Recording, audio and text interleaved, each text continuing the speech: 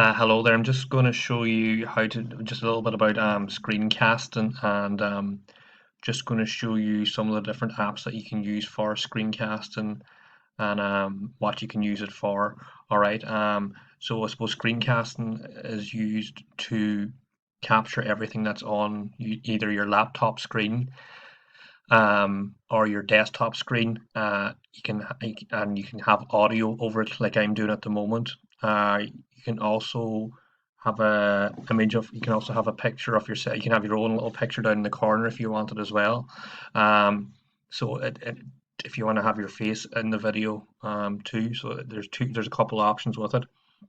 It's really handy if you want to, instead of doing a live class, if you want to talk through notes, you can just record yourself talking through different problems or different questions, and the kids can see you, can hear your voice or hear your voice and see your face, whatever you feel most comfortable doing while you're doing it. Okay.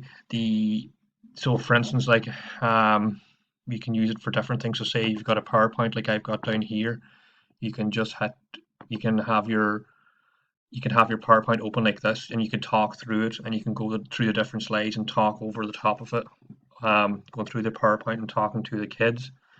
You can also use it for notes. So if you had notes on a Word document, you could be highlighting stuff and talking over the top of it and going through the notes if you want.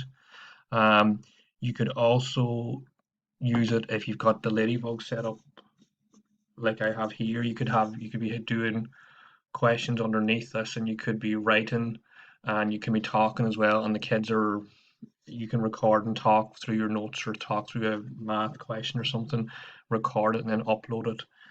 So there's loads of different ways to use it, and it's really it can save a lot of time. It takes a bit of time to do, but once you have it done, then you have it saved forever. The app that I quite like to use is this one here called Screencast-O-Matic. There's loads of different apps that you can use. Uh, and you can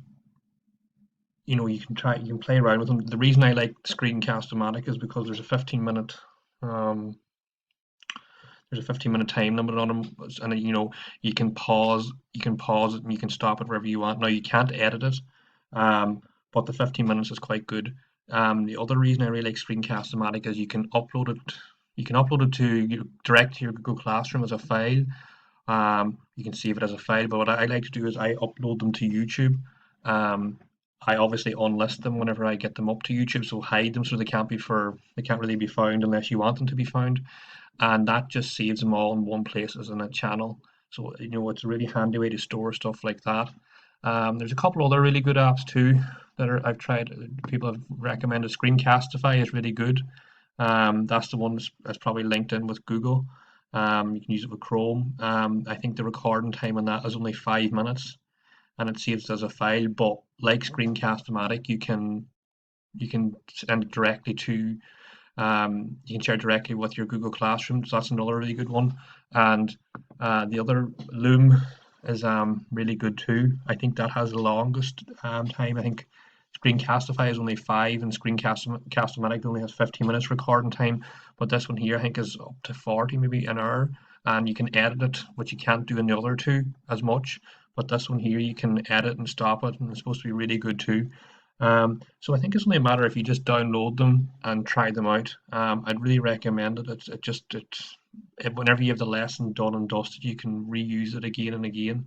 Um, if you have any questions on it, send me an email, or if you have anything, don't be scared to get in touch. And I hope this was useful.